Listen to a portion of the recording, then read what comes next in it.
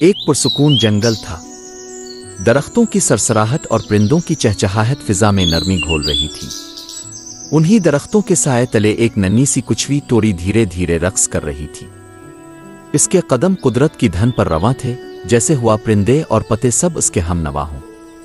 دوسرے کچھوے دھوپ میں سستائے ہوئے تھے، مگر ٹوری وہ سب سے الگ تھی۔ رقص اس کی روح میں بسا تھا۔ جب جنگل میں سالانہ ٹیلنٹ شو کا اعلان ہوا تو ٹوری خوشی سے جھوم اٹھی۔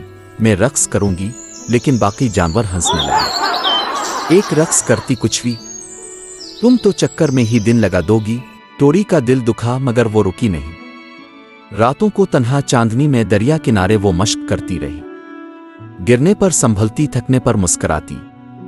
اس کے اندر خواب کی روشنی تھی۔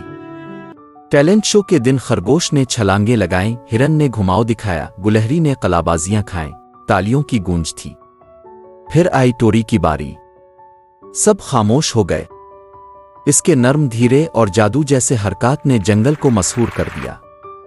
اختتام پر لمحے بھر کو سناٹا چھا گیا، پھر زوردار تالیاں بجنے لگیں۔ الو نے کہا، کتنا خوبصورت تھا۔ لومڑی نے سراہا، کمال ہے۔ چند دن بعد وہی جانور جو ہنستے تھے اب آہستہ ناچنے کی کوشش کر رہے تھے۔ ایک چٹان پر بیٹھی ٹوری سکون سے سب کو دیکھ رہی تھی۔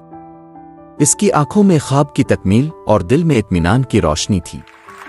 اس نے صرف خود پر یقین کیا اور دوسروں کو بھی یقین سکھا دیا۔